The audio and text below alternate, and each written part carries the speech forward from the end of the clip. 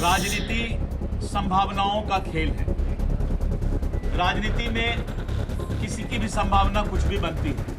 अभी इस पर कोई चर्चा नहीं चल रही है। जब चर्चा चलेगा तो हम निश्चित रूप से आपको खबर करेंगे। चिराग जी ने स्पष्ट तौर पे कल उनका बयान आया है कि बिहार में कानून का अख्तियार है और नीतीश कुमार जी के नेतृत्व में आने वाले समय में भारी बहुमत से सरकार बनेगा।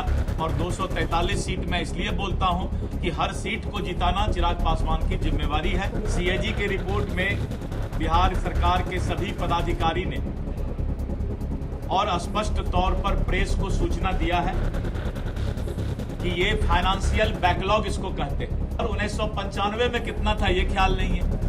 कोई भी बात बोलने के पहले 10 साल का डाटा देना होगा। जनता जब हंस रही है कि तेजस्वी जी या कोई भी नेता इस तरह का आरोप लगा रहे हैं तो भाई 5 साल का डाटा काहे नहीं बता रहे हैं। नमस्कार, आप देखना शुरू कर चुके हैं लाइव सिटीज को। मेरा नाम अभिषेक है। बिहार की सियासत में इन दिनों सबसे ज्यादा चर्चा मुकेश सहनी को लेकर चल रही है। मुकेश सहनी महागठबंधन से क्या आउट होंगे, क्या एनडीए में मुकेश सहनी शामिल होंगे? इन तमाम चर्चाओं के बीच बिहार बीजेपी के प्रदेश अध्यक्ष ने एक बड़ी बात कह दी है। उन्होंने साफ साफ कहा कि राजनीतिक संभावनाओं का खेल है और कुछ भी संभव है। मतलब मुकेश सहनी को लेकर उन्होंने कहा कुछ भी संभव है। बड़ी बात कही है। जिस तरीके से मुकेश सहनी ने एक बात कही थी कि बिहार में 60 सीटों पर वीआईपी पार्टी चुनाव लड़ेगी, पहला एजेंडा है उनका, और उसके बाद ही मुकेश सहनी को लेकर तमाम चर्चाओं का बाजार गर्म हुआ। कल किस तरीके से महागठबंधन की बैठक होती है उसमें मुकेश सहनी शामिल नहीं होते हैं। इन चर्चाओं के बीच बिहार बीजेपी के प्रदेश अध्यक्ष क्या कुछ कह रहे हैं,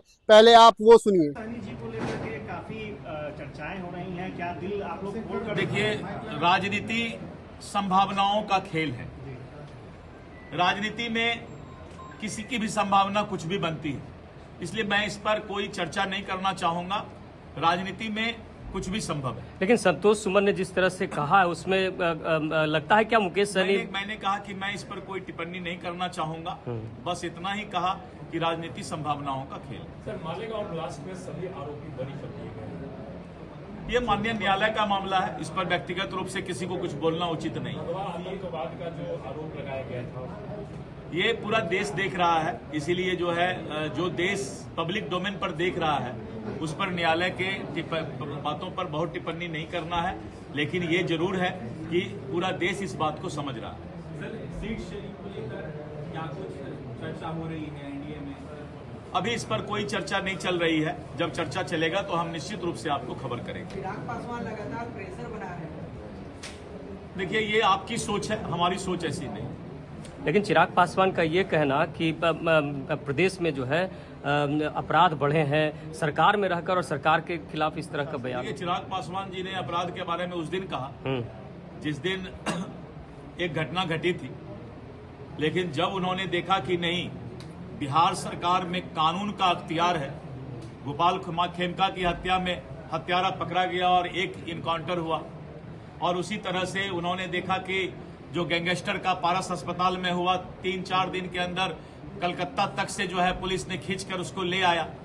तो चिराग जी ने स्पष्ट तौर पे कल उनका बयान आया है कि बिहार में कानून का अख्तियार है और नीतीश कुमार जी के नेतृत्व में आने वाले समय में भारी बहुमत से सरकार बनेगा। और 243 सीट मैं इसलिए बोलता हूं कि हर सीट को जिताना चिराग पासवान की जिम्मेवारी है। तो चिराग जी ने बहुत ही अच्छी बात कही जो कल के समाचार में आपको मिला होगा। लेकिन लोग कह रहे हैं कि बीजेपी के दबाव में अब चिराग पासवान अब लोग समर्थन में बयान दे रहे हैं। इस पर मैं क्या बोल सकता हूं। लोग तो कुछ भी, लोगों का काम है कहना। सीएजी के रिपोर्ट में बिहार सरकार के सभी पदाधिकारी ने और स्पष्ट तौर पर प्रेस को सूचना दिया है कि ये फाइनेंशियल बैकलॉग इसको कहते हैं। और बिहार की जनता इस बात को जान रही है कि 2024 का सीएजी रिपोर्ट विपक्ष को ख्याल आ रहा है। 2023 में कितना बैकलॉग था ये ख्याल नहीं है। 2022 में कितना था ये ख्याल नहीं है। 2021 में कितना था ये ख्याल नहीं है।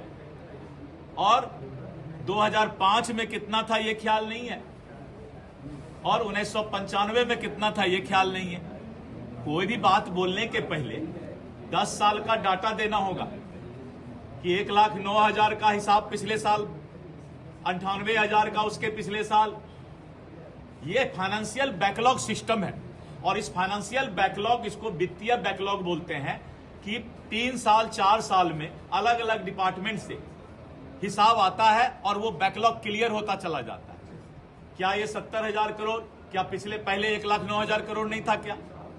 तो तेजस्वी तो अब क्या है कि जनता जान रही है कि ये कैग का रिपोर्ट प्रत्येक साल इस तरह का आता है और प्रत्येक साल पिछला बैकलॉग क्लियर होता है। तो जनता जब हंस रही है कि तेजस्वी जी या कोई भी नेता इस तरह का आरोप लगा रहे हैं, तो भाई 5 साल का डाटा काहे नहीं बता रहे हैं? तो आपने सुना कि बिहार बीजेपी के प्रदेश अध्यक्ष दिलीप जायसवाल ने बड़ी बात कही है। राजनीतिक संभावनाओं का खेल है, कुछ भी संभव है। तो बड़ी बात कही है दिलीप जायसवाल ने, यानी कि मुकेश सहनी को लेकर बीजेपी ने दरवाजे क्या खोल रखे हैं। बड़ी बात कही है। मुकेश सहनी अटकलों के बाजार के गरम के बीच बीजेपी के प्रदेश अध्यक्ष का यह बयान कई सियासी मायनों को गरमाता है। अब देखना होगा आगे क्या कुछ होता है। फिलहाल बने रहिए लाइव सिटीज के साथ। हमारे यूट्यूब चैनल को सब्सक्राइब करिए, फेसबुक को लाइक करिए। धन्यवाद।